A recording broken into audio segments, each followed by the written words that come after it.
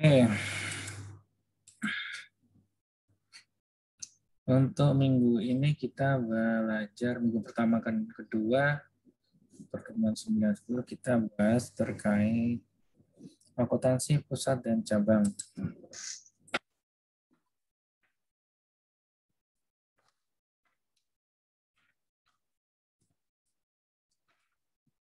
Oke, sebentar saya cari materinya dulu.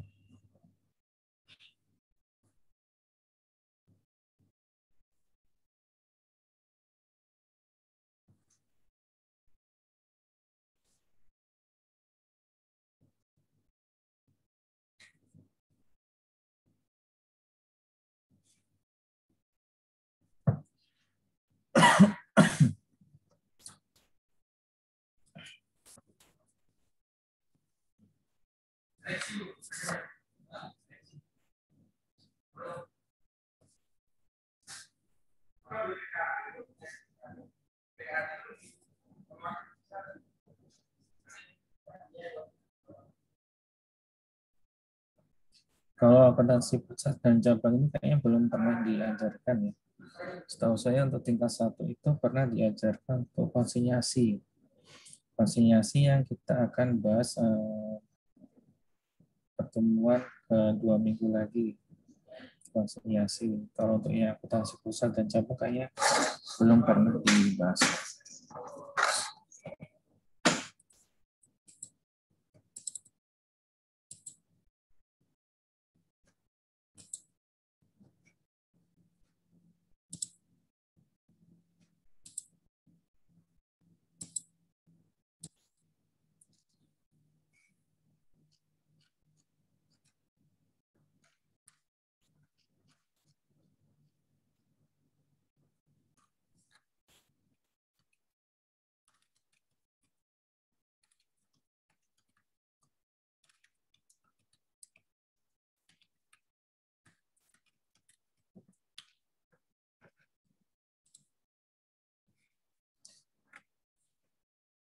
Akuntansi pusat dan cabang. Akuntansi pusat dan cabang ini, ini ya. Jadi kan kalau perusahaan yang besar itu kan biasanya pasti punya pusat cabang di mana-mana ya. Pusat, misalnya cabang 1 sama cabang 2. Ketika ada apa namanya transaksi antara pusat dengan cabang ini, pastinya ada perlakuan khusus. Tidak bisa kita anggap sebagai transaksi yang biasa ya. Kalau transaksi dengan pihak luar, misalnya pihak ketiga, ini yang bisa kita anggap sebagai transaksi independen. Cuman kalau transaksi antar pusat dengan cabang, cabang dengan cabang, itu yang kita harus perlakuannya khusus. Karena mirip-mirip dengan transaksi ini ya, intercompany ya. Pasti mirip-mirip dengan transaksi intercompany. Jadi kalau nanti akuntansinya pusat dengan cabang pasti beda. Jadi nanti yang kita akan pelajari adalah transaksi antara pusat dengan cabang. Dan khususnya nanti terkait dengan penjualan. Karena ini ya, biasanya cabang itu kan biasanya hanya untuk penjualan aja ya. Khususnya nanti untuk penjualan. Kenapa kita butuh perlakuan khusus untuk masing-masing cabang? Karena nanti bisa ini ya, masing-masing cabang bisa ini, bisa kita lihat profitnya per cabang itu nanti berapa. Jadi nanti tujuannya untuk bisa melihat profit per cabang nantinya.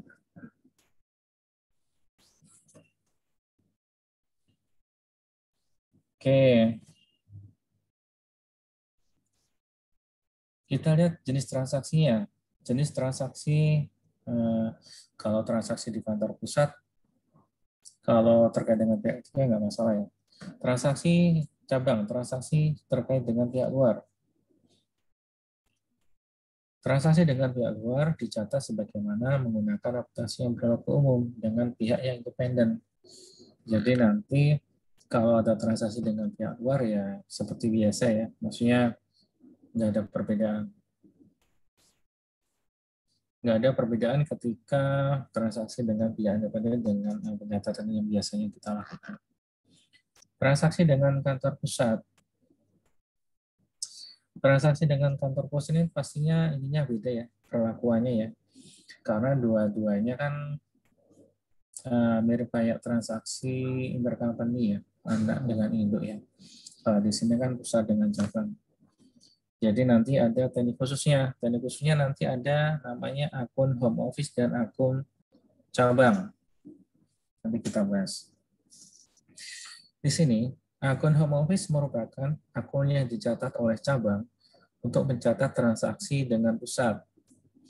Akun home office berpasangan dengan akun yang terkait dengan penerimaan dan pengiriman dari dan ke pusat. Akun home office memiliki saldo norma di sebelah kredit dan sering bersamakan dengan ekuitas cabang. Jika cabang melakukan transaksi yang mengakibatkan penerimaan di sisi cabang, maka cabang akan mencatat aset atau bebannya di sisi debit dan home office di sisi kredit.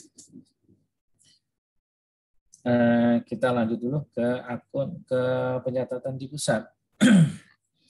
Akun branch merupakan akun yang digunakan oleh pusat untuk mencatat transaksinya dengan cabang. Akun branch berpasangan dengan akun yang terkait dengan pengiriman penerimaan dari dan ke cabang. Akun branch memiliki saldo normal di sebelah debit dan sering dipersamakan dengan investasi dari pusat. Jika pusat melakukan transaksi yang mengakibatkan pengiriman di sisi pusat, maka pusat akan mencatat branch di sisi debit dan akun yang terkait dengan pengiriman di sisi kredit.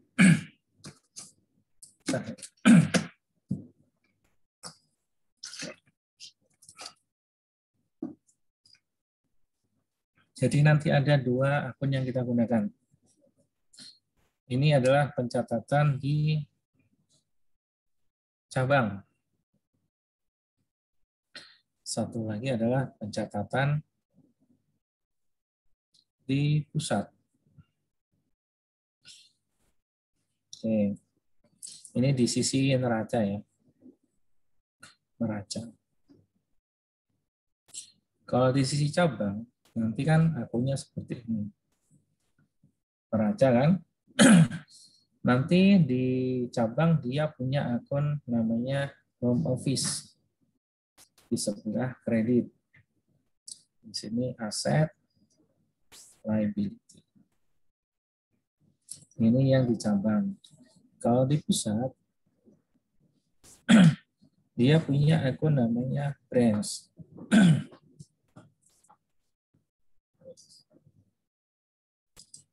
Di sini aset, branch, dan liability. Jadi, si pusat punya akun branch dan si cabang punya akun home office. Jadi semuanya keterkaitan antara pusat dan cabang itu digunakan akun ini. Jadi nanti kalau nanti ada pengiriman uang maupun barang, itu nanti dicatatnya ke branch untuk di sisi pusatnya, di sisi cabangnya dia nyatatnya ke akunnya HO. Kita lihat contoh transaksinya.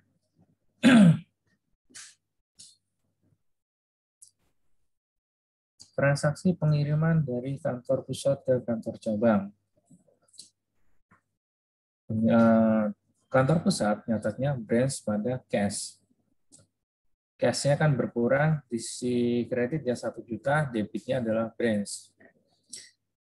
Di sisi lain, di sisi cabang, dia nyatatnya cash pada home office.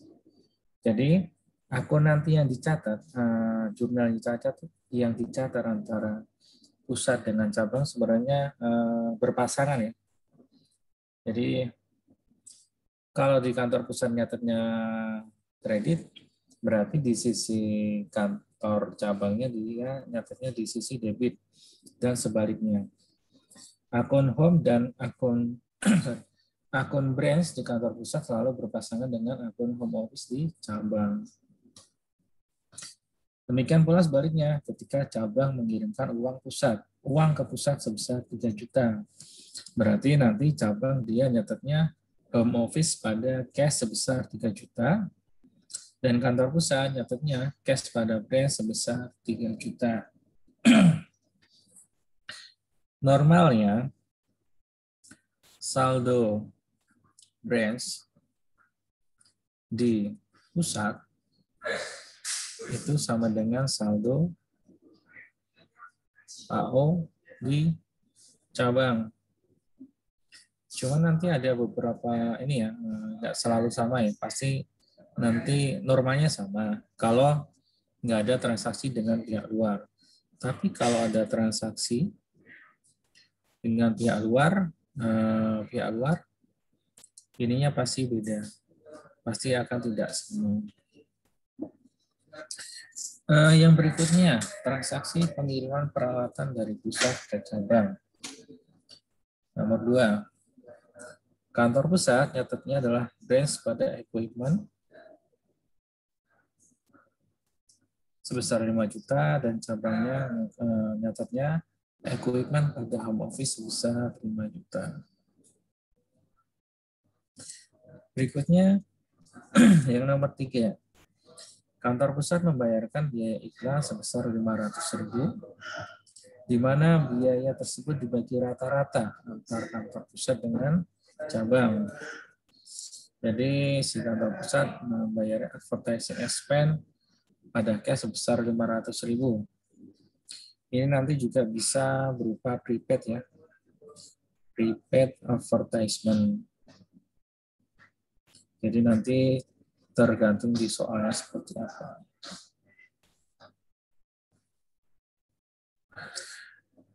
Ini kan si advertising expense-nya kan 500.000 nih. 500.000 dibagi 2, dibagi rata dengan cabang. Jadi nanti pusat dia harusnya alokasi adalah 250.000 dan cabang juga alokasi adalah sebesar 250.000 dibagi rata. Kan kalau pusat kan sudah masuk ini ya, jadi tinggal kita alokasikan ke cabang. Alokasinya ke cabang bagaimana? Tinggal kita jurnal aja, branch pada advertising expense sebesar 250.000 di kantor pusat, dan kantor cabangnya mengakui adanya advertising expense pada home office sebesar 250.000. Ini kenapa di akun home office? Karena sudah dibayar oleh pusat dan sudah jadi si cabang tinggal menerima alokasi aja. Oke. Berikutnya, kantor pusat mengirimkan persediaan barang dagang ke cabang senilai 8 juta. Di sini agak beda akunnya. Kantor pusat dia nyatetnya branch pada shipment to branch. Biasanya yang di debit ini inventory ya, kalau dikirimkan ke ini ya, ke cabang ya, normalnya ya. Maksudnya akunnya inventory. Cuman dalam akuntansi cabang dan pusat ini kita masukkan akunnya namanya adalah shipment to branch. Sebenarnya sama aja sih. Sama saja dengan nilai inventory. Kemudian kantor cabangnya ketika dia terima inventory dari pusat, dia nyatetnya shipment from HO pada home office sebesar 8 juta. Ini sama dengan purchase atau inventory ya. Jadi dalam rangka pencatatan akuntansi pusat cabang ini namanya beda ya. Nama akunnya beda. Berikutnya, akun shipment to branch disajikan sebagai pengurang di bagian harga pokok penjualan dari pusat. Sementara akun shipment from home office dipersamakan dengan harga produk barang oleh cabang, sehingga akun tersebut menjadi penambah dalam harga pokok penjualan cabang. Jadi cabang pusat dengan cabang, pengiriman dari ketika pencatatan oleh pusat, pengiriman ke cabang itu akan mengurangi COGS atau HPP. Sementara bagi cabang, pengiriman dari pusat itu dia akan menambah COGS atau menambah HPP. Terus ini ada beda juga. Di cabang itu juga bisa terima inventory dari pihak ketiga. Jadi nggak cuma dari pusat aja. Nanti kita lihat di soal ujian di tahun kemarin tuh ada. Oke, jadi nanti kita lihat contohnya. Kemudian jurnal yang berikutnya adalah penutupan laba rugi. Penutupan laba rugi kan ini ya, jurnalnya kan tinggal kita balik aja ya, akun nominalnya.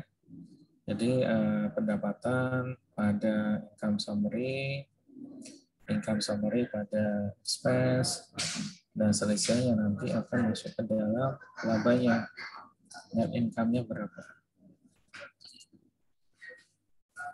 Pada akhir periode, cabang menutup laporan laba rugi dan menutup saldo debit kreditnya dengan menggunakan akun home office.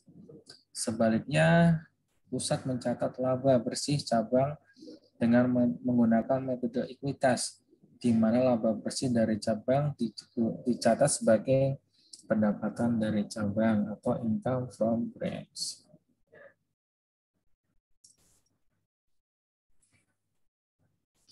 Jadi di sini contohnya ini ya. Ini yang kita jurnal kan pendapatannya, salesnya pendapatan nih. Kita debit, kemudian shipment from HO ini kan HPP-nya kan. Ini yang kita kredit, expense kita kreditkan. Terus satu lagi jangan lupa adanya inventory. Karena tidak semua barang itu terjual di akhir tahun. Jadi kalau masih ada sisa inventory-nya kita harus akui. Terus nanti ada satu lagi kayak gini, pusat dan cabang. Kan pusat kan kirim barang ke cabang untuk dijual ya. Nah nanti perlakuannya dua, ketika tidak terjual semua.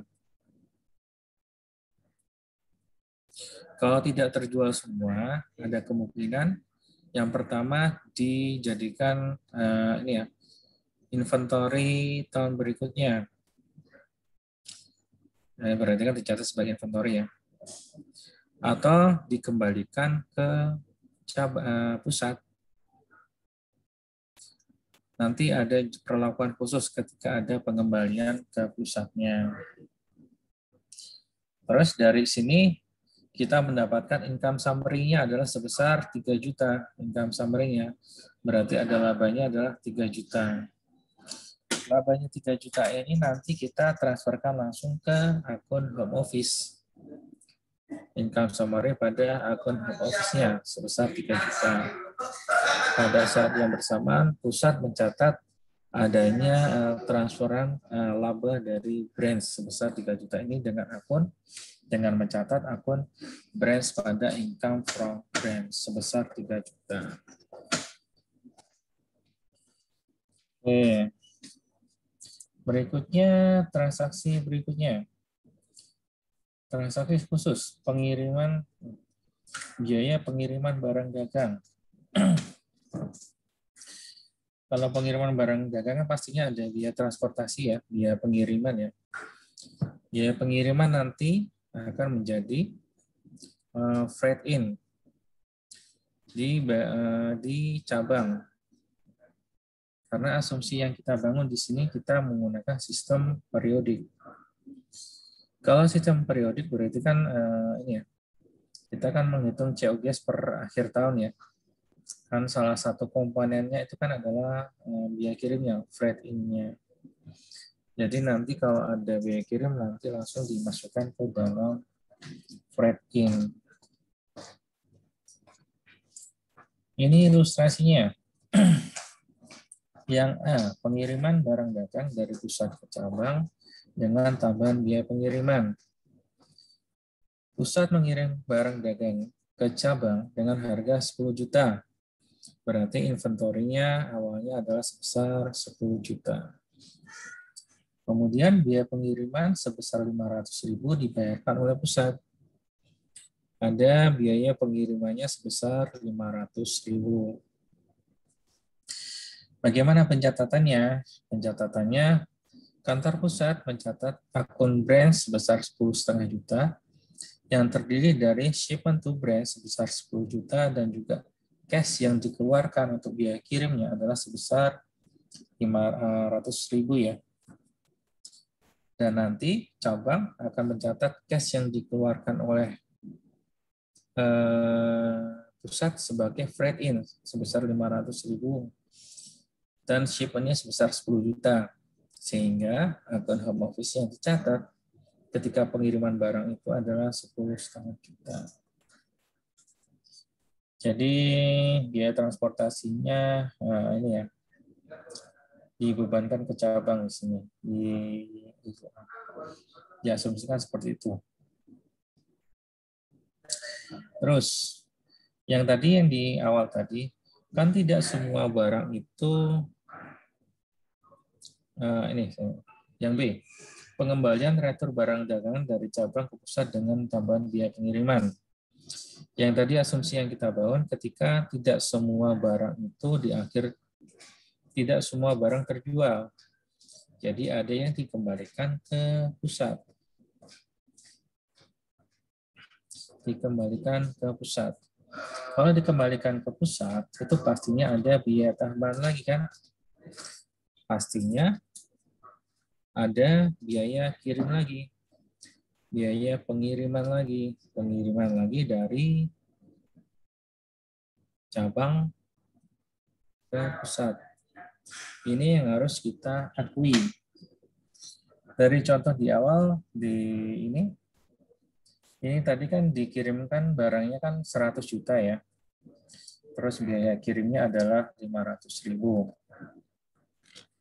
Ketika tidak terjual, kan setengahnya tidak terjual ya. Berarti nanti barang yang kita kembalikan dari cabang ke pusat adalah sebesar 50 juta. Ini akan mengurangi akun shipment from HO. Kan normalnya ini kan di debit ya. Tapi karena ada pengembalian dari cabang ke pusat, akan yang dikredit. Terus yang kita kembalikan berikutnya adalah biaya kirim awal. Biaya kirim awalnya adalah sebesar 500.000 karena terjualnya separuh. Berarti biaya kirim yang kita kembalikan adalah 250.000. Tambah lagi biaya kirim yang ulang. Tambah biaya kirim ulang dari cabang ke pusat. Nilainya adalah 200.000. Jadi nanti si kantor pusat dia akan mengakui adanya rugi biaya kirim ya. Loss on excessive freight. Jadi rugi karena adanya tambahan biaya kirim ya sebesar 0,45. 0,45 berarti kan dihitung dari awal ya. Biaya kirim di awal dan juga biaya kirim ulang ke pusat sebesar 0,45. Jadi nanti dia akan mengurangi akun brand sebesar 5,4. Oke. Terus di sini disebutkan akun loss ini nanti akan dimasukkan ke beban lain-lain atau other expense. Sampai di sini ada yang ditanyakan? Izin tanya, Pak. Yang di bagian B itu kan waktu cabang melakukan pengiriman kembali kan dia pakai 200.000, tapi akun yang dipakai cash. Padahal yang di bagian A tadi waktu biaya transportasinya itu waktu dari pusat ke cabang kan dibebankan ke cabang, tapi akunnya freight in. Jadi beda. Kan gini, makanya ini kan ada dua nih. Freight in yang 250.000 ini, sorry. Ini kan tadi awalnya kan 500.000 nih freight in-nya di awal. Makanya kita kembalikan 250.000 dikreditkan. Jadi nanti mengurangi biaya freight in-nya. Yang cash yang 200.000 ini kan yang dari cabang ke pusat. Jadi istilahnya nanti yang ditanggung, yang dikembalikan ke pusat itu adalah biaya freight in awal yang dari pusat ke cabang di awal, plus dengan biaya tambahan dari cabang ke pusat totalnya. Jadi totalnya adalah 0,45. Jadi nanti kan di sini kan mengurangi di akun freight in-nya kan, di COGS. Kan freight in kan normalnya kan debit tuh. Di sini kan di kredit mereka sudah dikurangkan. Oke, berikutnya kita cek nanti teman-teman ketika bahas soal ujiannya nanti akan tahu. Berikutnya pengiriman antar cabang. Ini yang agak beda. Pengiriman antar cabang menimbulkan konsekuensi biaya tambahan pengiriman antar cabang. Tambahan biaya pengiriman tersebut dicatat sebagai loss on exercise freight charge. Jadi kan gini, ini ada pusat. Di sini contohnya M dan Y. Di akuntansi kita itu hanya mengakui adanya transaksi antar pusat dengan cabang.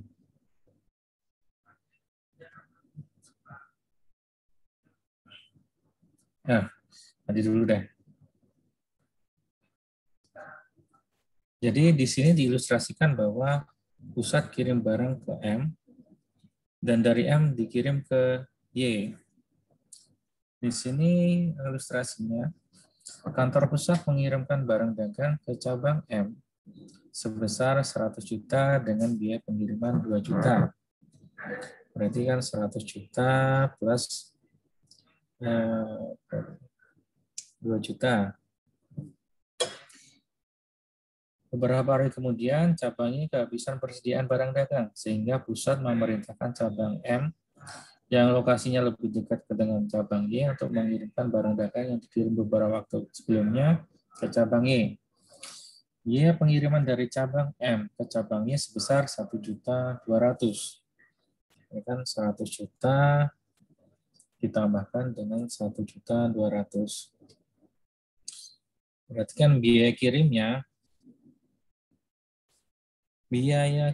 adalah 2 plus 3,2 plus 2 juta plus 1,2. 3,2 juta biaya kirimnya ya. Sedangkan ketika langsung kirim dari pusat ke M, itu biaya kirimnya adalah sebesar 1.800.000. Sehingga nanti ada kerugian yang harusnya bisa dikirim langsung dari pusat ke Y, tapi karena harus melewati M, berarti nanti ada kerugian tambahan, biaya tambahan ya. Sebesar berapa? 3,2 dikurangi dengan 1,8. Kerugiannya adalah sebesar 1,4 juta. Ini ya. Ini kita lihat jurnalnya. Oke, pencatatannya seperti ini. Pengiriman dari pusat ke cabang M.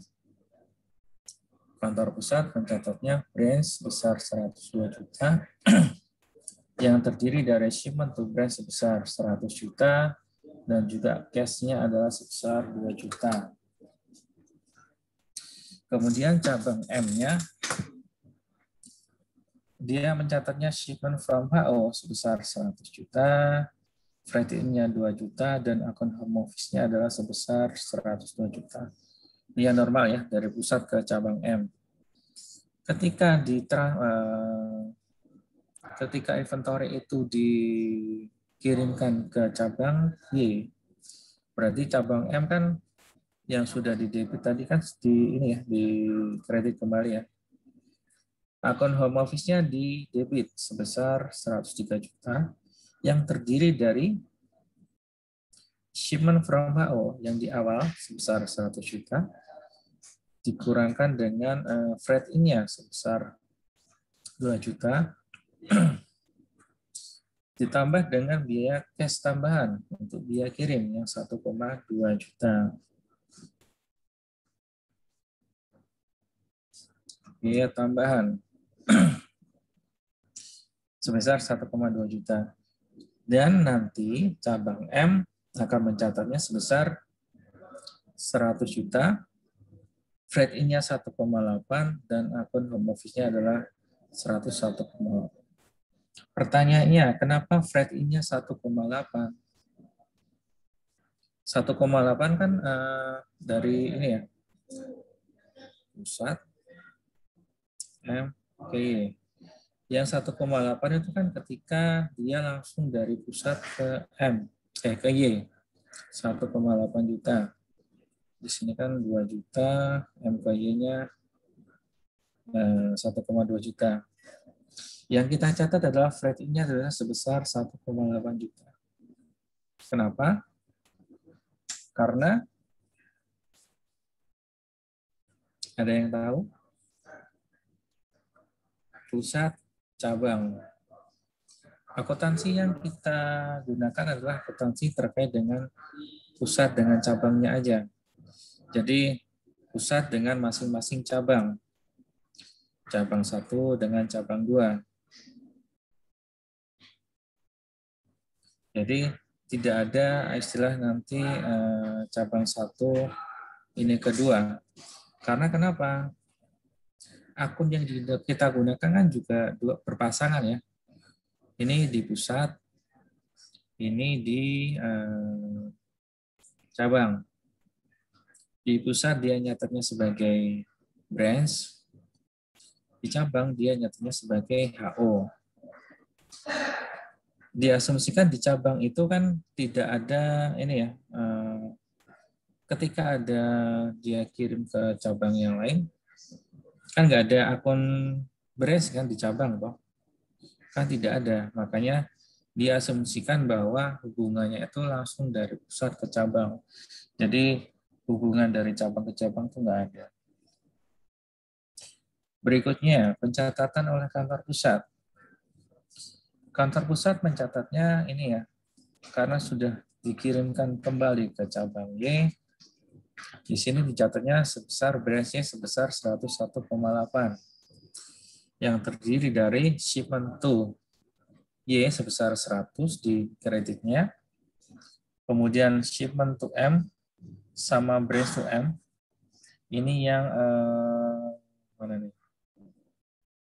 Ini ya. Rasanya kan pengiriman dari cabang M tadi kan berkurang. Cabang M-nya juga berkurang sebesar 132 juta.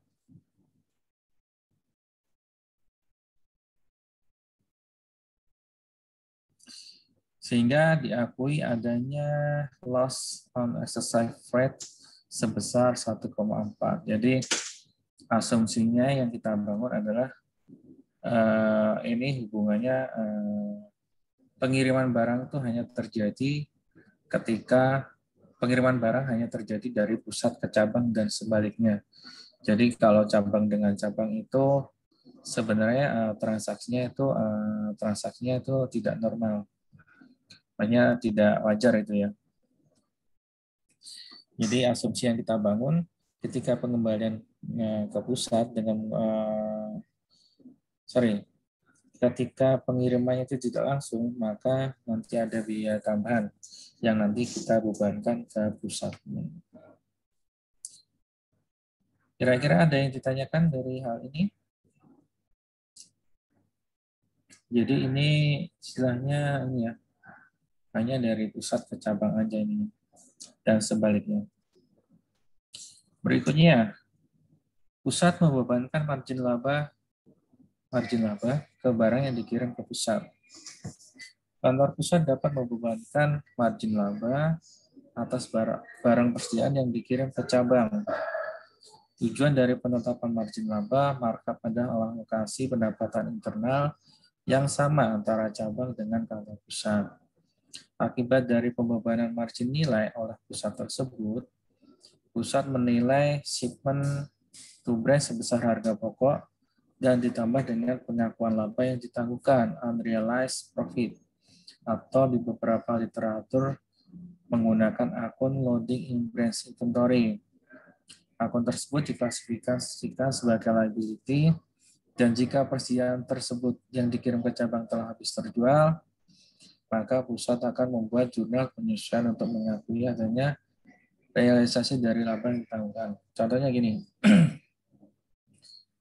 tadi kan di awal, pusat kirim ke barang ke cabang itu kan sebesar harga perolehan ya. Misalnya di sini 100 juta. Diterima di cabang itu 100 juta. Tapi di sini pusat itu sudah ada ini, dibebankan marginnya laba, marginnya di awal. Misalnya contohnya marginnya 20%. Jadi nanti si pusat akan mengakui inventory yang dikirim itu sebesar 100 juta ditambah unrealized profit sebesar 20% kali 100 juta, 20 juta. Tapi si cabang, dia langsung nyatanya sebesar 120 juta. Kita lihat ilustrasinya nih. Ilustrasi transaksi. Pusat mengirimkan barang dagang senilai 100 juta ke cabang. Kebijakan penetapan harga penjualan, pusat membebankan margin sebesar 20% dari harga pokok atas barang dagang yang dikirim ke cabang. Akibat pembebanan margin laba ini, pusat mencatat shipment to branch sebesar harga pokok senilai 100 juta, kemudian unrealized profit on inventory kredit sebesar 20% kali 100 juta, 20 juta. Branch mencatat harga setelah markupnya sebesar 120 juta. Branch mencatatnya shipment from HO sebesar 120 juta, home office sebesar 120 juta. Jadi nanti ketika sudah ditentukan labanya di awal, marginnya di awal, nanti kita sudah mengakui adanya unrealized profit di awal sebesar persentasenya. Di sini kan 20% ya. Jadi si pusat nyatetnya adalah branch pada shipment to brand. Shipment to brand-nya 100 juta dan unrealized profit-nya 20% kali 100 juta, 20 juta. Kemudian cabang M-nya nyatetnya secara keseluruhan. Keseluruhan gimana? Sudah termasuk dengan unrealized profit sebesar 20 juta. Oke, kita lihat berikutnya. Pembebanan margin laba 20 juta tersebut mengakibatkan nilai shipment from HO lebih besar 20 juta, yang mengakibatkan harga pokok penjualan cabang juga menjadi lebih besar 20 juta, yang pada akhirnya laba dilaporkan oleh cabang lebih kecil 20 juta.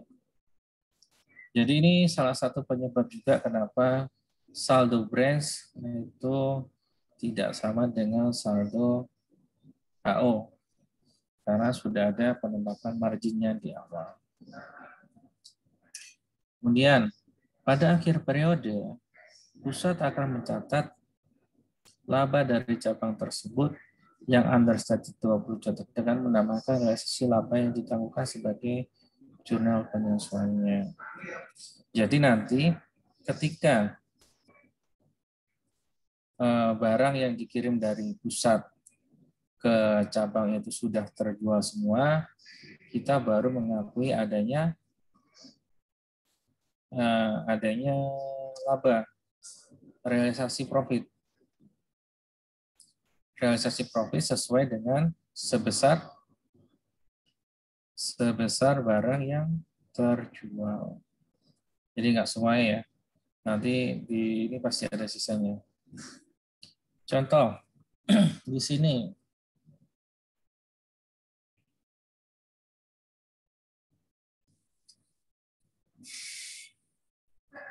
misal penjualan cabang pada akhir periode adalah 200 juta. Kemudian harga pokoknya adalah 120 juta dikurangkan beban operasional 30 juta. Berarti nanti ada income summary-nya adalah 50 juta. Oke. Berarti asumsinya tadi kan barangnya itu kan di awalnya 100 juta ya. 100 juta plus 20 juta ya. Berarti di sini sudah terjual semua. Karena sudah terjual semua, baru kita akui adanya profit income from brands. Kita debit unrealized profit yang di awal dengan income from brands sebesar 20 juta. Cuman di sini nanti sesuai yang terjual. Jadi nggak pasti 100%. Jadi tinggal di soal nanti kayak gimana disebutkannya sudah terjualnya berapa. Jadi baru kita akui adanya profitnya sebesar 20 juta.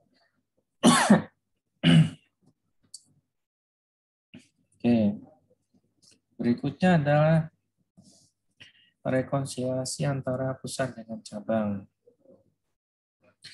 Ketika pengiriman dari pusat ke cabang atau sebaliknya sedang dalam perjalanan atau in transit, kejadian ini menimbulkan perbedaan pencatatan antara cabang dengan pusat. Seperti dalam pengiriman barang ke cabang yang lokasinya cukup jauh dari pusat, memerlukan beberapa hari perjalanan yang mengakibatkan pusat sudah mencatat tapi cabang belum mencatat.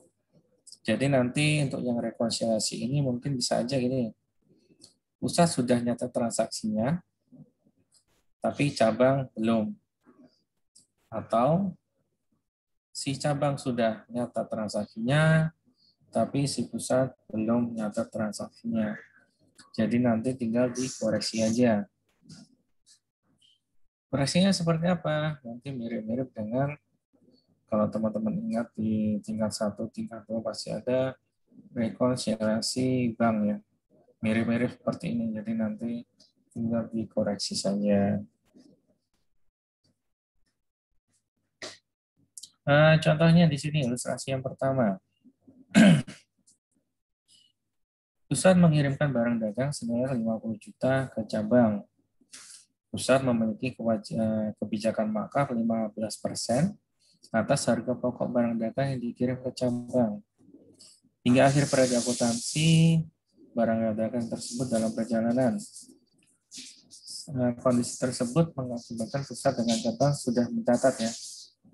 Branch sebesar 57,5 juta yang terdiri dari shipment to branch sebesar 50 juta tambah unrealized profit sebesar 15% kalikan dengan 50 juta. 7,5 juta.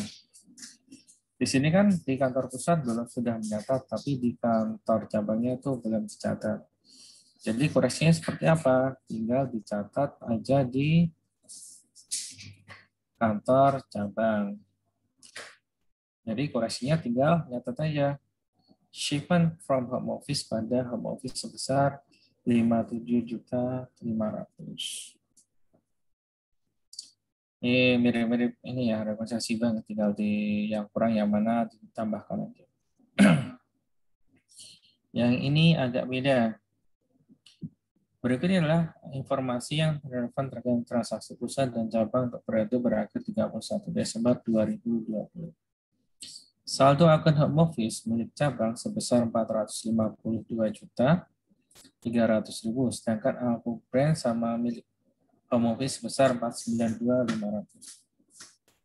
Di sini ya, seperti yang saya bilang tadi, normalnya akun branch itu sama dengan akun home office. Kecuali kalau ada transaksi yang lain kayak tadi yang unrealized profitnya. Jadi untuk yang kedua, yang B, cabang mengirimkan cek sebesar 12 juta ke pusat. Hingga 1 Januari belum menerima pusat menerima transfer tersebut. Berarti ceknya itu kan sudah dikirimkan ke pusat, tapi belum diterima transferannya.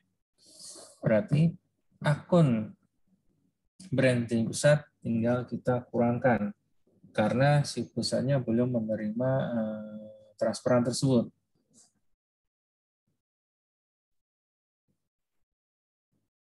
Kemudian C, pada tanggal 28 Desember 2020, pusat mengirimkan barang dagang ke cabang dengan harga transfer 225 juta. Barang dagang tersebut belum sampai di cabang hingga per 31 Desember 2020. Berarti kita tinggal tambahkan saja ke akun home office di cabang. Kemudian koreksi kesalahan.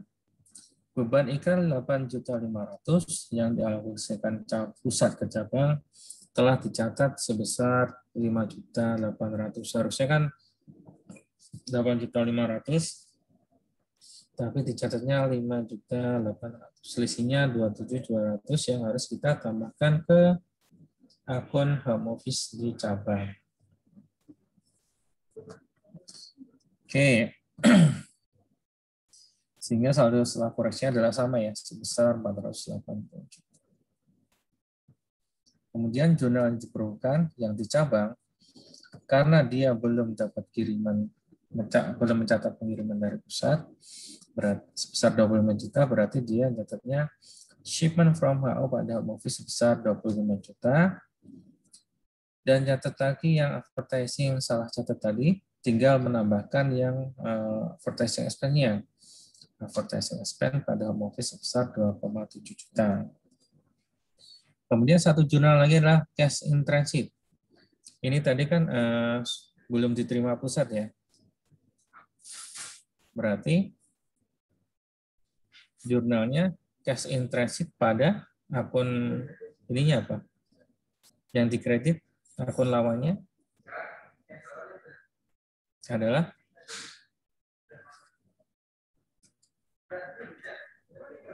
akun lawannya apa? Yang dikredit.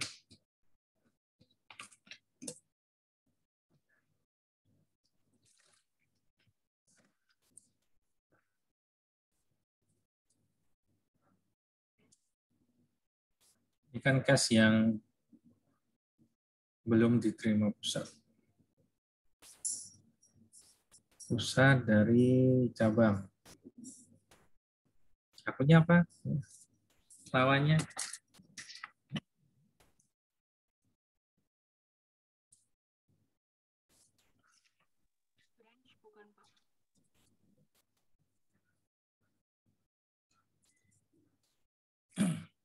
Anissa akunnya apa? Nggak tahu, Pak. Akunnya cuma satu, branch. Oh, Ya kan? tapi Pak, biasanya kan cash kalau di debit nambah, berarti kalau cash in transit di debit itu mengurangi ya, Pak? Sebenarnya gini loh. Ini kan posisinya seperti ini. Di pusat belum dicatat. Tapi yang di cabang, dia kan sudah nyatet nih. Sudah nyatet, berarti kan sudah jurnal kan dia. Di cabangnya sudah jurnalnya kan berarti kan home office pada cash. Ini kan in transit belum dicatat sama pusat, berarti kan tinggal pusat nyatetnya aja dong, cash pada branch. Ya kan? Tinggal berpasangannya aja tuh.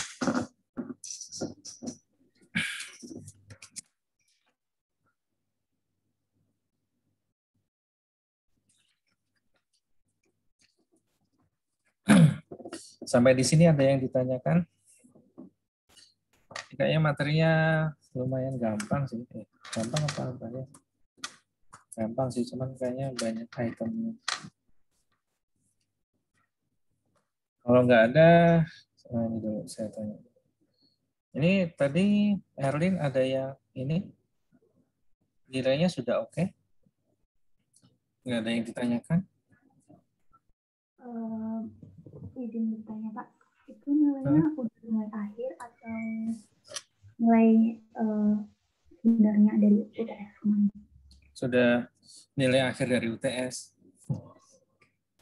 Nilai UTS. Jadi kan nanti kan pasti ada nilai aktivitas sama nilai UAS ya. Jadi nanti teman-teman yang masih dapatkan 60 ke bawah, nanti kalau perkiraan saya kalau sesuai dengan simulasi yang saya buat itu masih bisa mendapatkan B di ini di akhir nanti masih bisa mendapatkan B. Jadi nanti itu ya teman-teman tetap semangat buat nanti buat kelas. Oke, kita lanjut ini bahas soal ujian. Soal ujian.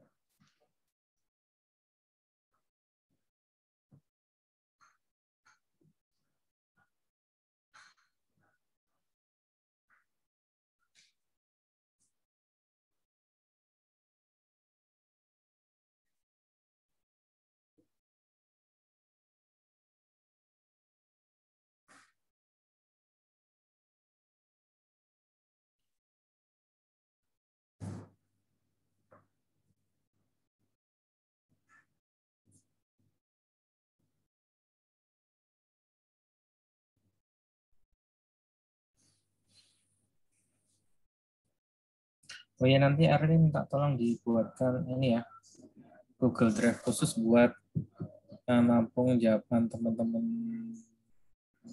minggu depan ya, soal latihan ya, pengerjaan soal latihan sama soal mandirinya ya.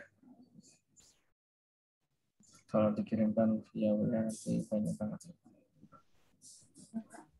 Pak Edi, cash in transit itu kalau di kantor pusat itu nanti dia udah boleh diakuin gitu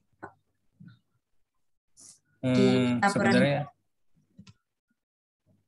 ya masalah kalau nggak diakui kan hilang kemana kan, pasti ada selisih toh.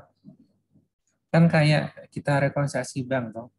Kayak rekonsiliasi bank misalnya pengirimannya, ceknya apa namanya, pengirimannya, transferannya ke bank sudah dicatat sama bank, tapi sama perusahaan belum dicatat, itu kan langsung dimasukkan sebagai penambah cash toh.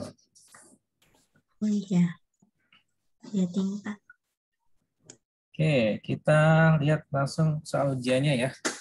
Jadi kita bisa belajar di awal, sudah bisa memperkirakan nanti ujiannya seperti apa. Oke, ini soal tahun kemarin 2020. Oh, belum saya share.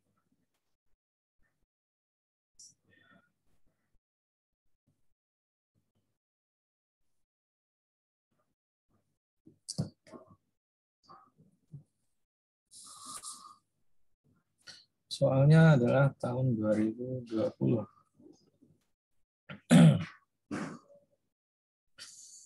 Oke, akuntansi kantor cabang, kantor pusat cabang. Selama tahun 2019, PT Abdi membuka 3 cabang toko baru, yaitu cabang Yogyakarta, cabang Cirebon, dan cabang Semarang. Ketika cabang tersebut mulai beroperasi pada pertengahan 2019. Kemudian kebijakan akuntansi untuk setiap cabang adalah sebagai berikut. Yang A, akuntansi aset tetap pusat terpusat nih. Akuntansi aset tetap terpusat, di mana pusat yang menyelenggarakan catatan akuntansi aset tetap, dan untuk aset tetap yang digunakan oleh pusat maupun cabang. Namun beban penyusutan aset tetap dibebankan dan dicatat di pembukuan masing-masing cabang. Berarti untuk aset tetapnya itu dicatat oleh pusat, tapi biaya depresiasinya di masing-masing cabang itu dicatat di masing-masing cabang. Berikutnya yang B. Pembayaran biaya asuransi toko dan biaya iklan dilakukan secara terpusat dan dibagi secara proporsional berdasarkan rasio penjualan. Yang C, cabang memperoleh persediaan barang dagang dari pusat dan pemasok luar. Persediaan dari pusat dan barang dagang utama. Persediaan dari pusat adalah barang dagang utama. Sementara barang dagang dari pemasok luar adalah aksesoris tambahan di luar produk utama yang dijual di toko pemasok tersebut. Berikut adalah transaksinya. Kemudian kita diminta yang pertama adalah buat jurnal PT Abdi dan toko cabangnya. Berarti yang kita diminta adalah buat jurnal umumnya. Yang B, buatlah jurnal penutup untuk 3 cabang dari PT Abdi. Yang C adalah buatlah jurnal penyesuaian bagi PT Abdi terkait dengan transaksinya. Yang D adalah berapa saldo akun home office di masing-masing cabang dan berapa saldo akun branch Cirebon, branch Semarang, dan branch Yogyakarta di kantor pusatnya. Dan E, berikan evaluasi atas kinerja keuangan dari 3 cabang tersebut. Kita langsung aja yang pertama. Kita diminta buat jurnal. Jurnal yang pertama. Mengirimkan uang modal kerja ke masing-masing cabang dengan rincian sebagai berikut. Cabang Cirebon 300 juta, cabang Semarang 400 juta, cabang Yogyakarta 350 juta.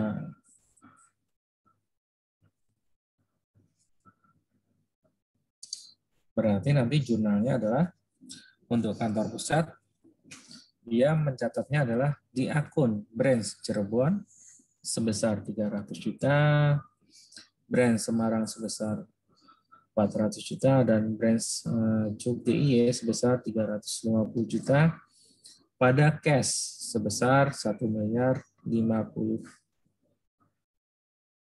juta. Oke. Kemudian si cabang DI-nya dia akan nyatetnya cash pada home office sebesar nilai uang yang diterima sebesar 350 juta. Kemudian cabang Cirebon juga sama, cash pada HO sebesar 300 juta, dan juga cabang Semarang cash pada HO sebesar 400 juta. Yang jurnalnya masih gampang yang pertama ya. Berikutnya, kantor pusat memerintahkan masing-masing cabang untuk membeli peralatan dengan rincian sebagai berikut. Cabang Cirebon, harga perolehnya adalah 200 juta, estimasi manfaatnya 8 tahun, penyusulannya adalah garis lurus, dan estimasi nilai sisa adalah 20 juta. Kemudian cabang Semarang, harga perolehnya adalah 240 juta, estimasi masa manfaatnya adalah 10 tahun, penyusunan garis lurus, dan estimasi nilai sisa adalah 40 juta. Cabang Semarang, cabang Jogja, harga peroleh 280 juta, masa manfaat 8 tahun, garis lurus, dan nilai sisa adalah 40 juta. Jurnal yang kita buat seperti apa? Jurnal yang kita buat adalah ini. Sebenarnya jurnal yang kita buat itu ada yang di kantor pusat itu ada ini jurnalnya. Equipment pada cash. Dan cash pada branch. Karena kenapa? Karena kan yang beli itu kan sebenarnya pusat. Cuman kan uangnya kan dari masing-masing branch. Karena 2 jurnal ini bisa disederhanakan, equipment pada cash dan cash pada branch, berarti nanti tinggal jurnal tinggal equipment pada branch. Berapa nilainya? Nilainya terdiri dari masing-masing cabang tadi. Equipment yang dinilai yang dibeli adalah sebesar 720 juta totalnya. Terdiri dari Cirebonnya adalah 200 juta, Semarangnya 240 juta, Jogjanya 280 juta. Kemudian karena si cabang itu hanya diminta istilahnya buat urunan beli peralatan ya, jadi diminta cash-nya, berarti si cabang dia hanya mengirimkan uangnya. Kalau kirim uang berarti tinggal home office pada cash sebesar 280 juta di DIY, 200 juta di Cirebon, dan juga satunya 240 juta di Semarang. Oke ya, sama di sini masih gampang lah. Kemudian yang berikutnya, soal nomor 3. Pak Edi, Kan, ya, yang ini yang nomor barusan tadi itu kan pusat mengirimkan barang, mengirimkan peralatan, memerintahkan cabang beli peralatan. Sedangkan yang tadi Bapak terangin itu pusat mengirimkan peralatan ke cabang, itu beda ya Pak? kan beda-beda. Gini loh, ini kan istilah gini, pusat diminta uang buat beli peralatan. Cuman peralatannya itu dicatat di kantor pusat. Jadi istilahnya pembeliannya itu dicatatnya di pusat, cuman uangnya itu dari masing-masing cabang gitu. Jadi si cabang hanya mencatat pengeluarannya uangnya saja. Oke. Berikutnya yang soal nomor 3, ini yang terkait dengan margin laba.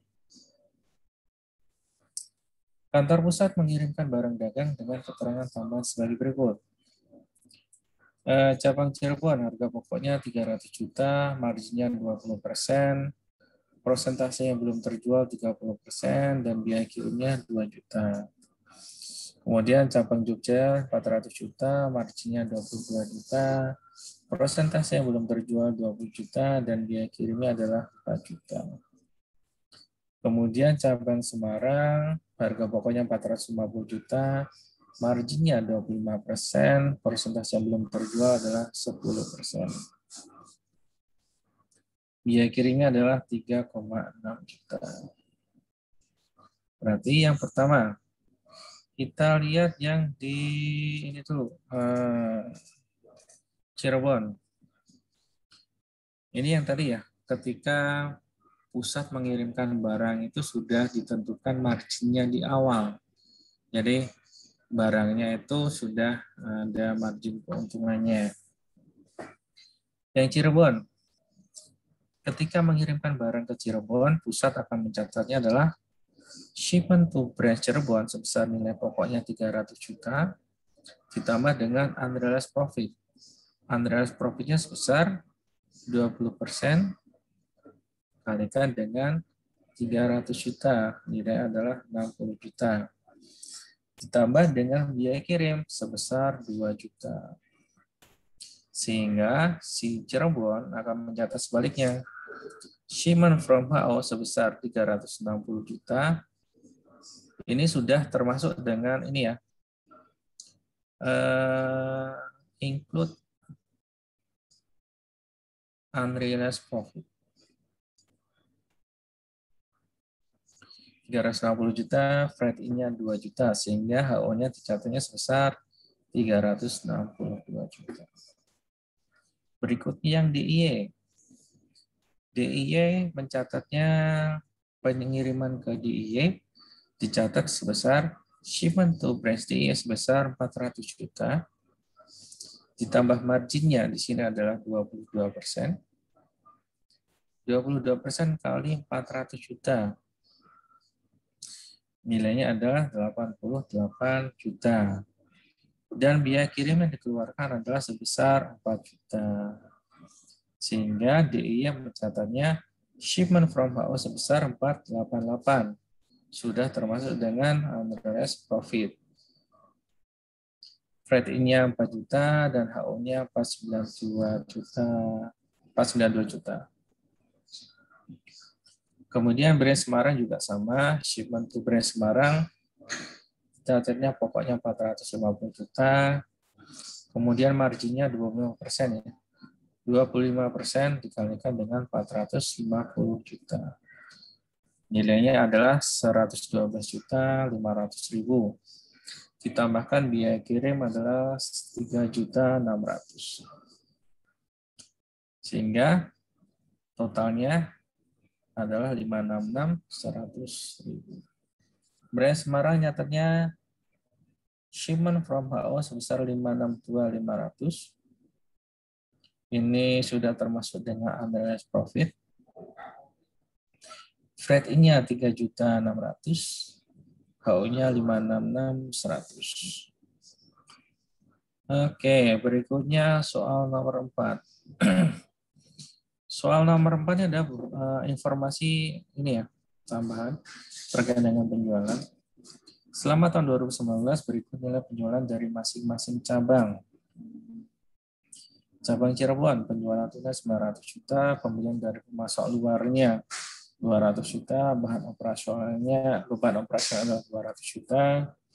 Kemudian Semarang, penjualan tunainya 1.200.000, pembelian dari pemasok luarnya 360 juta, beban operasional adalah 240 juta. Kemudian cabang Yogyakarta, penjualan tunai 1.050 juta, pembelian dari pemasok luar 300 juta, beban operasional 300 juta. Di soal nomor 4 itu kan informasi terkait dengan penjualan dan pembelian yang berlaku di pusat. Dan tidak ada kaitannya dengan kantor pusat. Berarti kantor pusat tidak ada jurnalnya, karena tidak berkaitan langsung.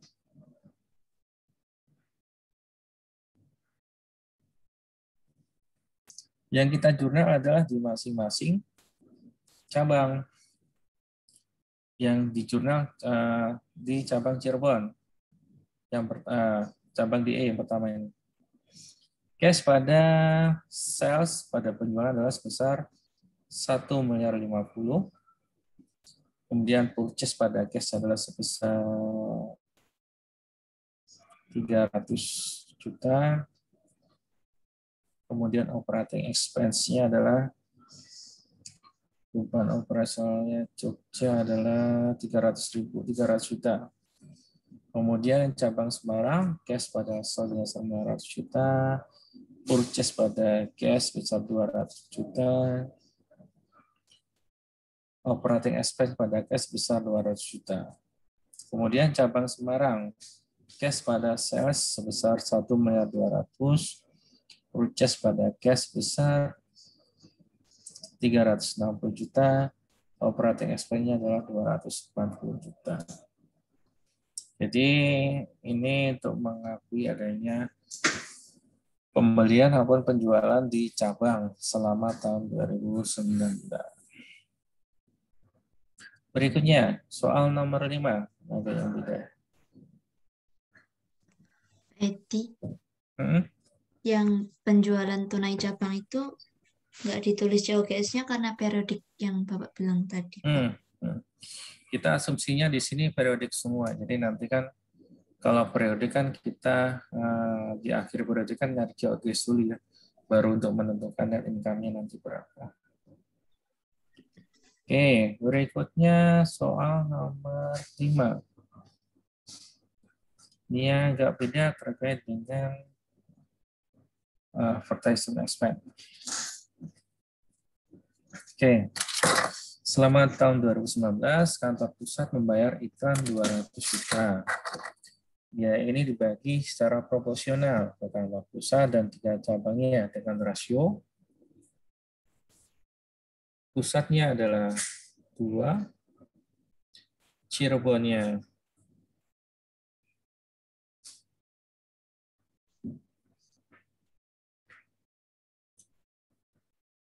3, Semarangnya adalah 3, Jogjanya adalah 2.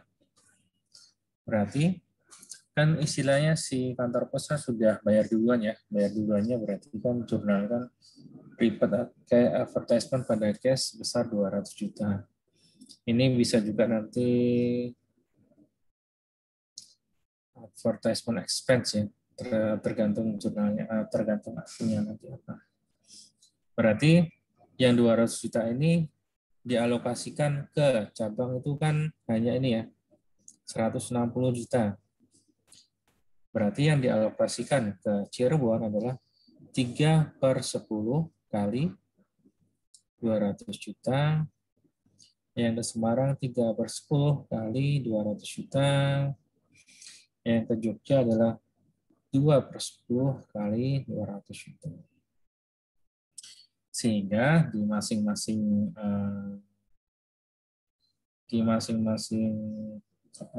cabang di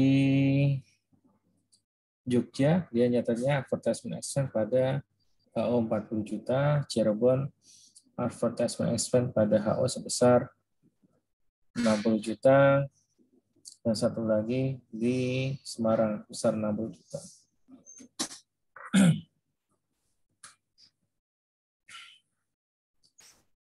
Ini akunnya nanti bisa prepaid advertisement atau advertisement expense ya, tergantung di soalnya.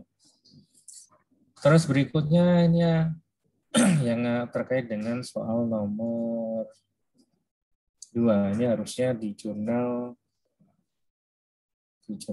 di 2 ya harusnya. Kan terkait dengan biaya pesutan, pembelian peralatan. Di Cirebon dia beli barang, yang pertama adalah DIY. Dia beli barangnya adalah 280 juta. Kemudian nilai sisanya adalah sebesar 40 juta. Berarti di sini adalah depresiabelnya adalah 240 juta. Dibagikan dengan 8 tahun. Nilainya adalah sebesar 30 juta. Ini asumsinya 1 tahun ya. Karena di soal kan nggak ada informasi lain. Jadi meskipun dia di soal tuh bilangnya baru pertengahan tahun ke cabang ya. Kita asumsinya sudah disampaikan aja. Berikutnya untuk depreciation expense yang di Cirebon. Peralatan adalah 200 juta. Kemudian nilai sisa adalah 20 juta.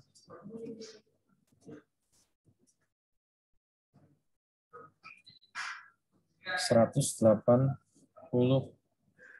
juta dibagikan dengan 8. Nilainya adalah 22.500. Terus satu lagi yang di cabang Semarang. Semarang belinya 240 juta. Sisanya, nilai sisanya adalah 40 juta. Ini 200 juta dibagi dengan 10 tahun. Jadi 20 juta per tahun. Ada yang tanya nggak kenapa ini harus masuk ke depreciation expense pada HO? Kenapa ini ya? Enggak ini.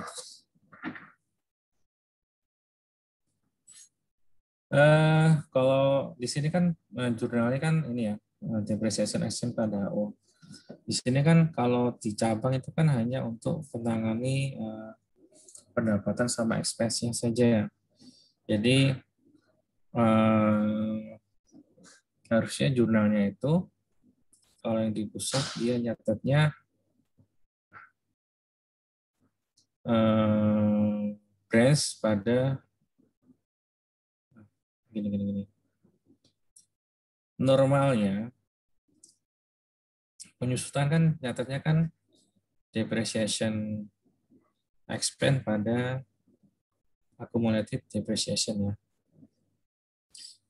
Tapi karena ini kita bagi pusat dengan cabang, berarti karena dimiliki oleh pusat dan cabang, sedangkan yang depresiasinya cabang, berarti cabang dia depreciation expense pada HO. Sedangkan nanti yang di pusat dia nyatetnya harusnya branch pada accumulated depreciation. Harusnya ya. Oke. Pak, berarti di soal yang ini juga dikasih pusatnya, dikasih branch pada ACCD? Harusnya sih. Cuman harusnya loh ya. Cuman di sini kan kita nyusun apa namanya? Nyusun apa namanya?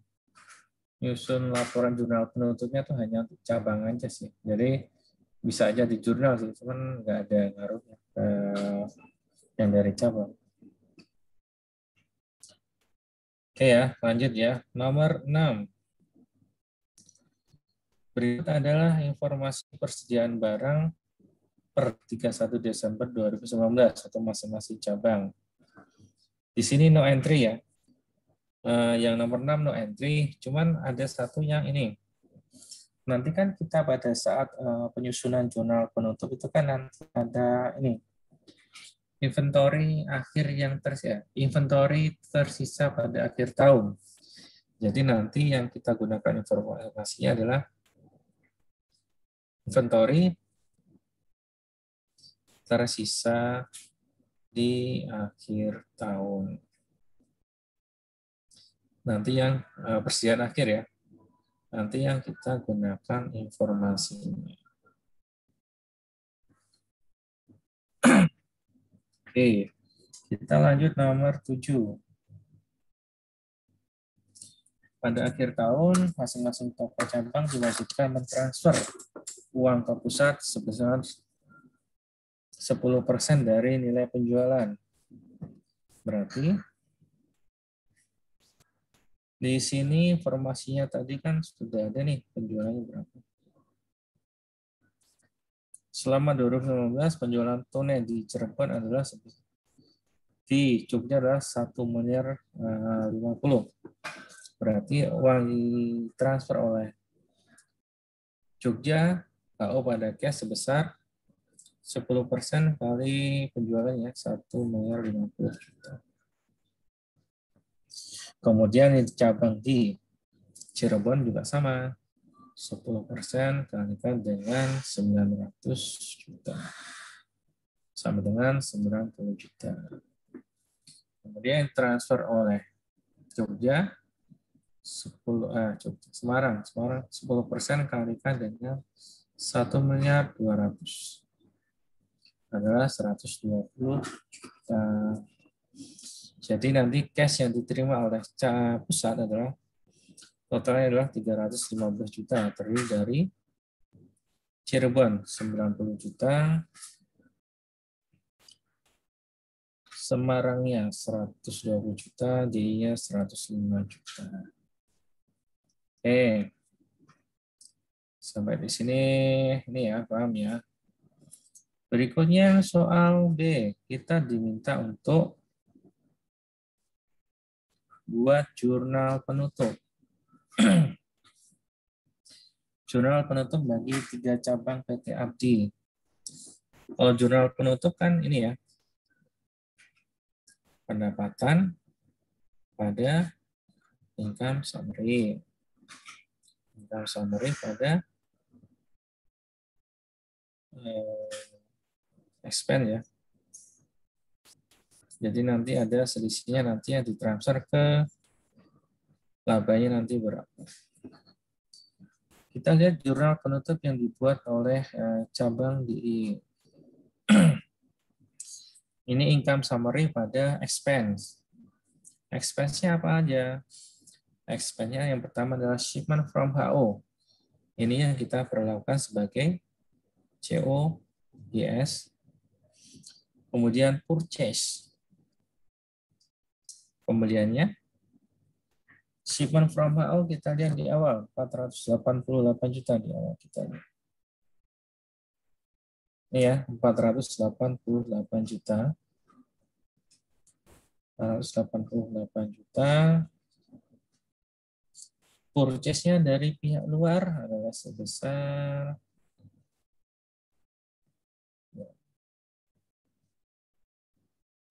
purchase dari pihak luar 200 300 juta. Operating expense yang tadi, operating expense di sini di informasi di soal adalah 300 juta.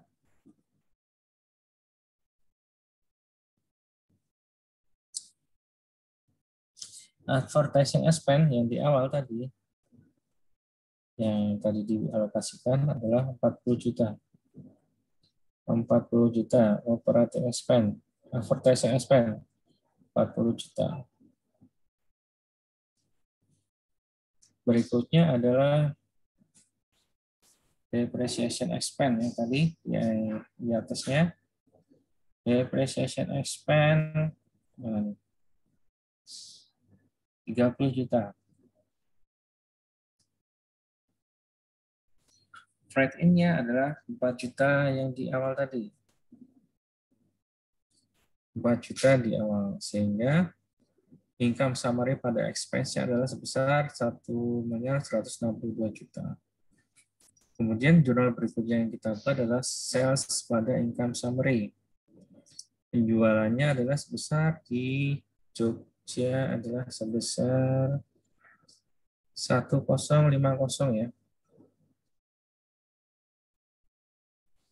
Kemudian nanti tadi informasi yang inventory persediaan akhir yang tersisa. Inventory terakhir yang tersisa, persediaan akhir yang tersisa. Kita masukkan jurnalnya 150 juta inventory pada income summary sebesar 150 juta. Sehingga laba yang kita transfer ke HO adalah sebesar selisihnya sebesar 38 juta. Begitu pula untuk sebaliknya, begitu pula untuk cabang yang lain. Cabang Cirebon. Shipment from HO. Shipment from HO adalah 300 juta ditambah marginnya 20%. 360 juta.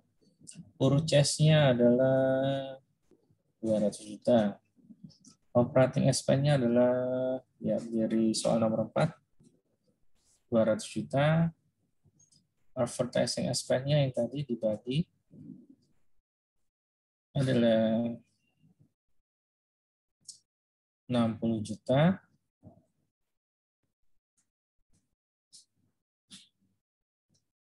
Depreciation expense-nya yang di atas 22 juta.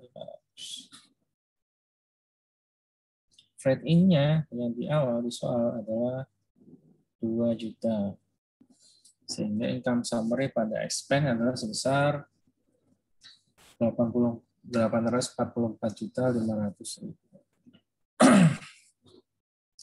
Kemudian jurnal kedua adalah sales pada income summary. Penjualannya adalah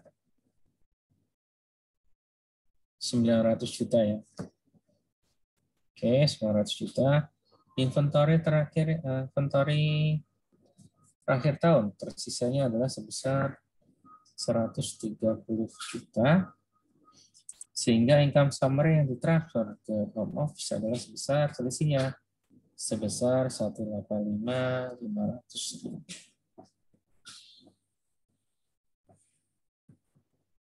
Berikutnya adalah soal nomor berikutnya adalah untuk yang Semarang. Semarang income summary pada expense, shipment from HO-nya adalah sebesar yang di awal tadi kan dia kirinya 450 tambah 25% margin ya, 562.500. Purchase-nya adalah 360 juta. Ya, pembelian dari pemasok luar ya. 360 juta. Operating expense sebesar 250 juta. Kemudian advertising expense yang tadi, yang Jogja kan 2/10 kali 200 juta. Sorry. Ini Semarang. Semarang kan 3 ya. 3/10 kali 200 juta, 60 juta. Kemudian depreciation expense-nya Semarang 20 juta. Dan freight in-nya yang di awal adalah sebesar 3,6 juta. Berikutnya adalah sales pada income summary. Sales-nya adalah di Semarang 1.200.000.000. Inventory yang tersisa di akhir tahun di Semarang 140 juta. Sehingga nanti laba yang ditransfer ke home office adalah selisihnya sebesar 93.900.000. Berikutnya kita diminta buat jurnal penyesuaian. Jurnal penyesuaian ini hanya terkait dengan ini. Kan tadi kan di awal pengiriman ke cabang itu kan sudah termasuk dengan ini ya, unrealized profit ya. Unrealized profitnya itu berapa? Jadi kita harus mengakui dari barang yang terjual itu berapa, baru kita akui adanya realisasi dari profitnya. Realisasi dari unrealized profit lah. Oke, berarti jurnal penyesuaian kita buat adalah sebagai berikut.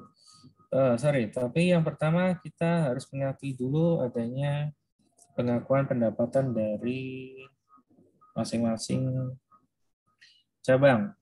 Branch Cirebon, Branch Semarang, branch-nya pada branch income sebesar 317.400. Yang di ini tadi ya.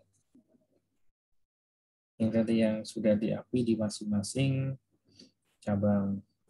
Kemudian kita harus mengakui adanya realisasi dari unrealized profit.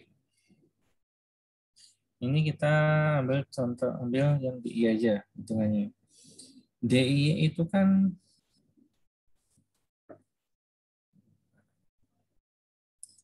DIY harga pokoknya adalah sebesar 400 juta.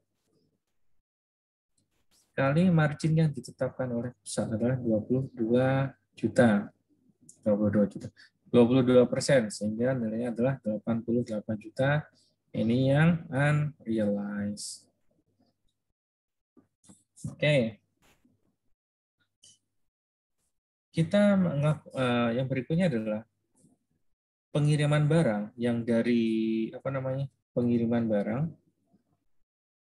barang ke DIY itu kan nilai awalnya 488 juta ya.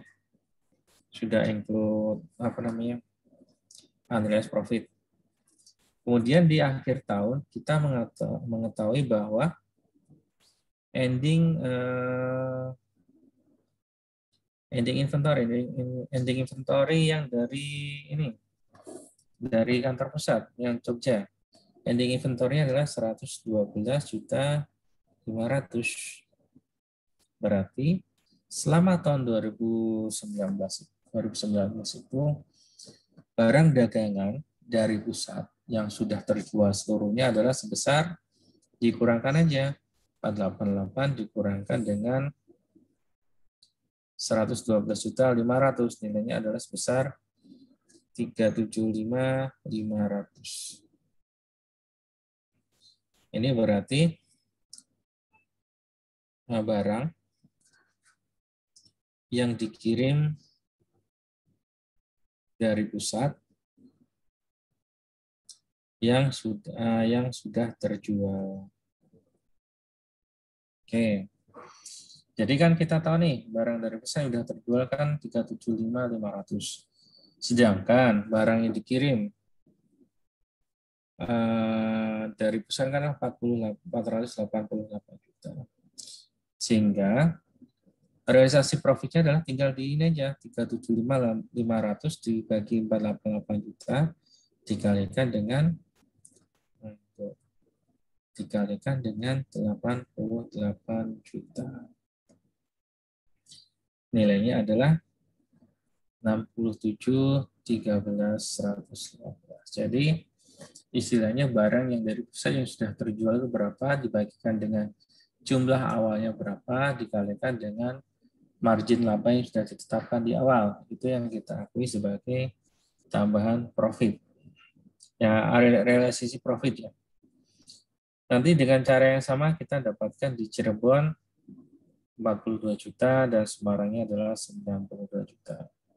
Sehingga kita mengakui adanya ini ya, unrealized profit-nya itu sebesar, ini harusnya jurnalnya ini ya, harusnya jurnalnya nggak langsung nih, harusnya jurnalnya itu nggak benar ya. Berarti jurnalnya unrealized profit Branch Cirebon sebesar 42 juta, kemudian Semarangnya 92 juta 980, DI-nya 67, pada branch income sebesar 202 juta. Sehingga total income yang diperoleh dari cabang adalah sebesar 580 juta, berasal dari 317.400 ditambah dengan 202 juta. Nilainya adalah 520 juta 93.000. Pak Edi, berarti profitnya kantor pusat itu akan realisasi kalau misalkan cabang itu berhasil menjual barangnya ya Pak, yang ditandai dengan inventory yang tersisa. Jadi kan nanti kan ketika ada laba maupun rugi di kantor cabang itu kan ditransfer ke pusat. Jadi ketika cabangnya sudah mengakui adanya laba atau rugi, nanti tinggal ditransfer aja ke akun HO, nanti diakui di pusatnya. Ya, jadi kan cabang kan biasanya hanya penjualan saja toh, nggak ngitung aneh-aneh. Terus Pak, itu yang di nomor 6 itu total persediaan air itu sama barang dagang dari pusat itu berarti persediaan airnya itu ada yang dari pusat sama ada yang beli sendiri gitu ya Pak? Kan pembelinya ada dua nih, pembelian dari kantor pusat dan juga dari pemasok luar. Kalau pembelian dari pusat itu kan nanti hubungannya dengan unrealized profit ini kan. Tapi kalau yang pembelian dari luar nanti untuk menghitung COG secara keseluruhan. Gitu. Jadi tadi di soal di ini ya, kalau nggak salah di nomor C. Cabang memperoleh persediaan barang dagang dari pusat dan pemasok luar. Persediaan dari pusat adalah persediaan barang dagang utama, sementara barang dagang dari pemasok luar adalah aksesoris tambahan di luar produk utama. Jadi istilahnya hanya yang dari pihak luar hanya tambahan saja. Oke. Berikutnya adalah soal nomor D. Kita diminta buat kita ditanyakan saldo akun home office di masing-masing cabang dan berapa saldo akun branch Cirebon, Semarang, Jogja di kantor pusat. Oke. Kalau ini kita tinggal masukin aja. HO Cirebon adalah 640 juta di sebelah debit, sebelah kredit HO Cirebon. Ini ya, 640 juta. HODI adalah 565. Kemudian HO Semarang adalah 780 juta. Gimana?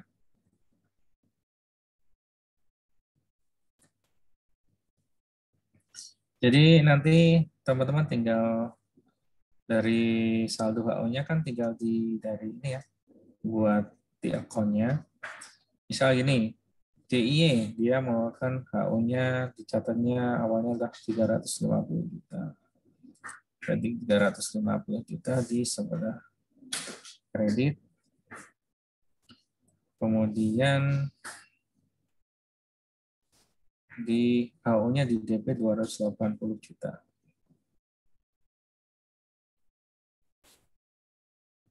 Oke, jadi tinggal di situ aja. Kemudian saldo branch di pusat tinggal di ini aja, dari akun-akunnya, di debitnya, kreditnya yang ada kata-kata branch. Oh, yang dari sini. Misalnya branch DIY, dia ada debitnya 350 juta. Tinggal diambil saja. Dimasukkan ya, 350 juta. Jadi, pusat nyatatnya saldo branch di pusat untuk DIY adalah sebesar 535, kemudian di Cirebon adalah 617, dan di Semarang adalah 760 juta. Oke, ini yang saya katakan di awal. Normalnya adalah saldo HO sama dengan saldo branch ya. Ini ada yang beda. Bedanya kenapa? Ada yang tahu? Contohnya di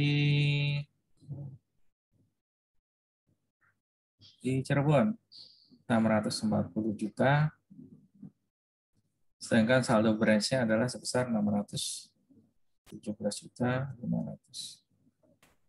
Ini selisihnya karena apa? Selisihnya karena adanya selisih karena unrealized profit.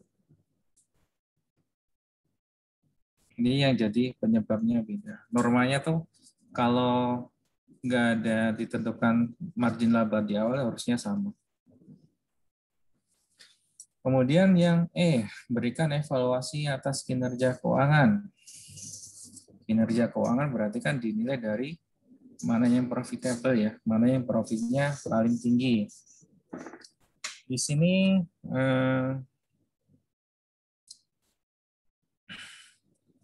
contohnya untuk yang DIY, dia nomornya nomor 3.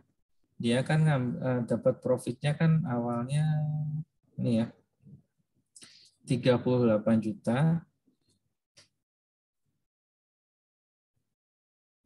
plus unrealized profit yang sudah terrealisasi. Yang unrealized profit yang sudah terrealisasi di sini di 67.713. 67.713. Kemudian Cirebon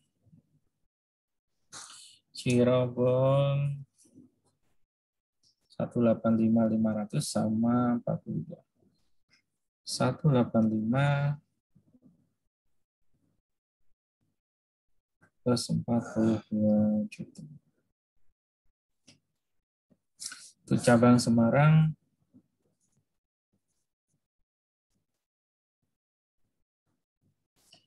93.900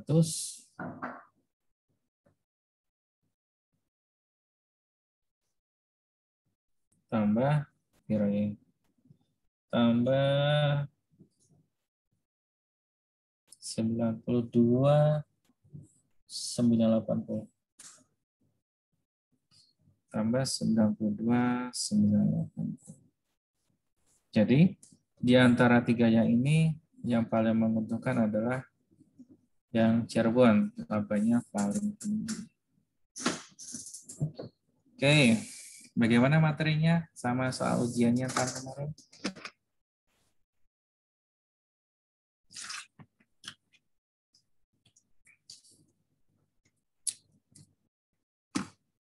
Nanti ini ya, maksud saya berikan kita bahas soal ujiannya biar sekalian lah karena selain nggak ada waktu nanti, dan juga biar teman-teman sekalian belajar di awal, tahu bentuk soalnya nanti seperti apa.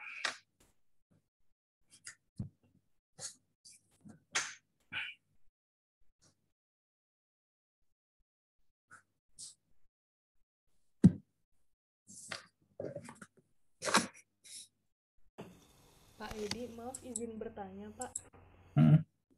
Saya masih bingung itu kenapa inventory yang tersisa itu harus ditutup ya, Pak? Inventory yang tersisa harus ditutup. Iya, Oke, Pak. sebentar. Saya tuh awalnya juga bingung kenapa inventory itu harus ditutup. Sebentar. Harusnya ada saya tulis.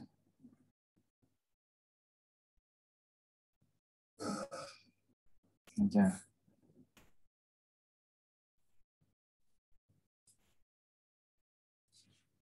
Ini kan kita pakainya periodik ya. Periodik. Kalau periodik kan berarti kan tadi ya, pendapatan, ada income summary, expense, income summary pada expense. Baru nanti selisihnya yang masuk ke net income ya, atau laba. Oke, ini langsung aja ya. Jadi kan normalnya kan gini, pendapatan, expense, selisihnya nanti yang masuk ke income summary ya. Oke. Kalau bagi perusahaan dagang, expense-nya itu apa berarti? Expense-nya berupa COGS, Pak. COGS ya. Oke. Kita lihat pembentuk COGS untuk di cabang. Pembentuk COGS dipasang berarti shipment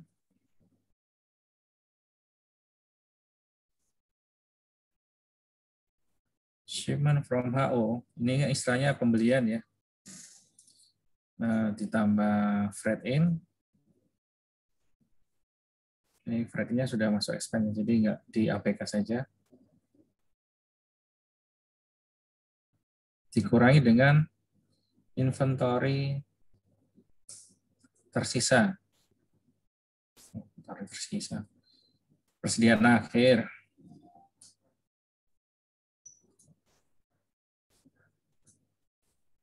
Ini yang menjadi COGS. Contohnya gini, pengiriman dari pusat misalnya 100. Persediaan akhirnya 20 ya. Berarti kan COGS-nya tinggal 80 kan yang diakui kan. Berarti jurnalnya adalah pendapatan, income summary, expense. Expense-nya di sini kan pendapatan pada, karena COGS masuk sebagai ini kan COGS ya sini ya. Ya kan? Cuman di ini COGS-nya kan 80 ya. 80. Tapi kan bisa juga gini. Pendapatan inventory akhir 20. Di sini shipment from HO 100. Selisihnya tetap 80 kan sebagai COGS toh. Coba kita cek di bukunya ya. Ini tadi halaman berapa ya?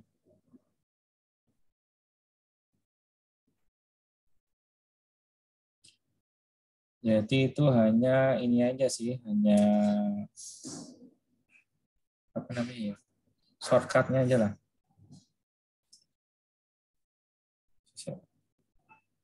Nah, taruh mana ya? Sebentar.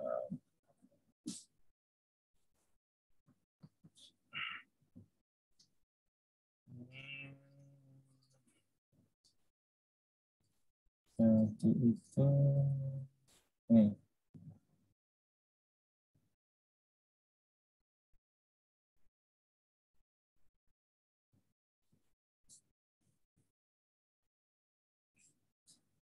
Ini ya, di halaman Kiroin.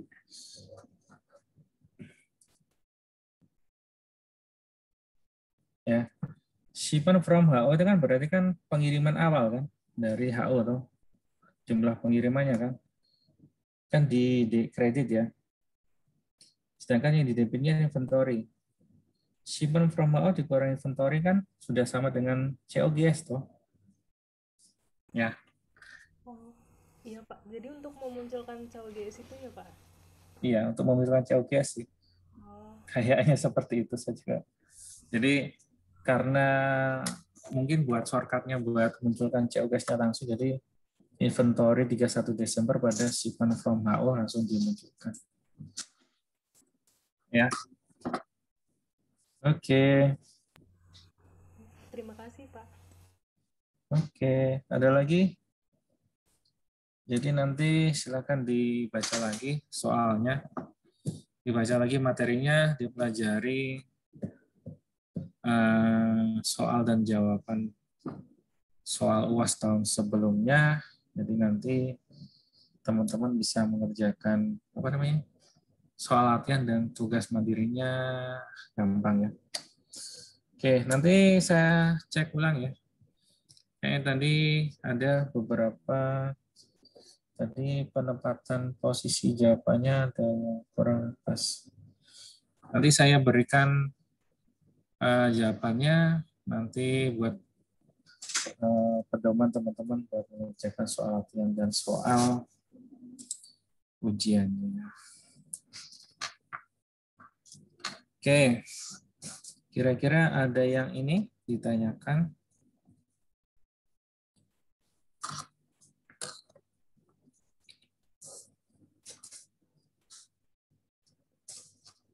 Ini teman-teman tinggal nunggu ini aja, penilaian KTTA kan?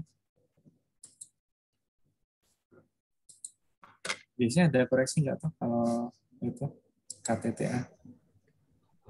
Biasanya kalau dosennya melakukan revisi biasanya ada dikasih waktu 1 minggu Pak nanti buat revisi. Tapi revisinya tuh biasanya ada ini nggak?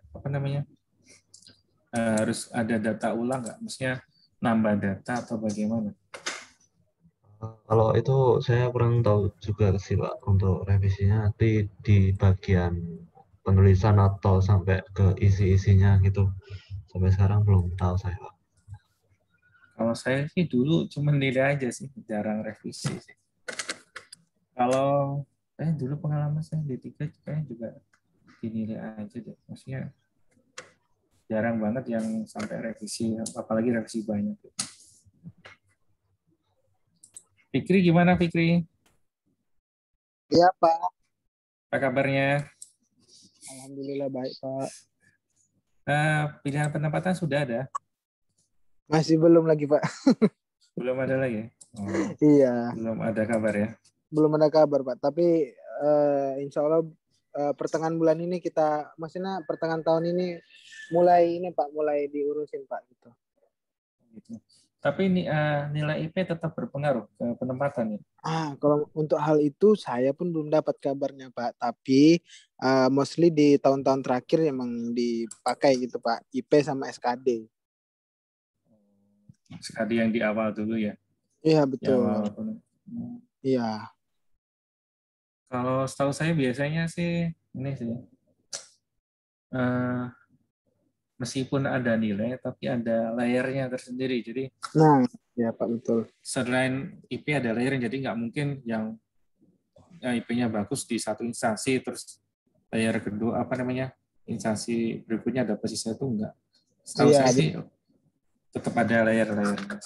Maksudnya gini kan Pak ya, maksudnya di satu kantor belum tidak terjadi semuanya IP bagus semua di situ kan Pak. Jadi ada rata-rata yang IP tinggi, ada yang menengah, ada yang bawah. Betul. Biasanya seperti itu. Iya Pak. Kayak gitu juga sih Pak yang saya tahu dari kakak-kakak tingkat juga. Cuman tetap menjadi faktor berarti kan Pak, maksudnya jadi indikator penilaian IP tadi. Iya sih, tetap sih. Cuman ya tergantung nasib juga sih. Iya Kalau betul Pak. Ya banyak berdoa lah. Amin ya Pak. Oke Oke, Pak. sip. Nanti ini ya, nanti kita pertemuan minggu depan tetap bahas soal sama tugas mandiri. Jadi nanti Erlin jangan lupa buat Google Drive-nya buat nampung jawaban dari teman-teman. Nanti soalnya nanti saya bagi juga, nanti saya bagilah sore lah. Saya bagi soalnya yang mengerjakan siapa, terus nanti teman-teman yang kebagian soal latihan nanti tetap mengerjakan soal mandiri. Nanti saya sekalian sertakan jawaban soal yang UAS tadi. Jadi bisa jadi panduan buat mengerjakan. Jadi ya teman-teman, kita akhiri ya. Kita ketemu lagi di minggu depan. Ini udah jam 12:30, sudah waktunya jam makan siang. Terima kasih perhatiannya. Kita ketemu lagi di minggu depan. Mohon maaf kalau ada salah kata. Assalamualaikum warahmatullahi wabarakatuh. Selamat siang. Waalaikumsalam.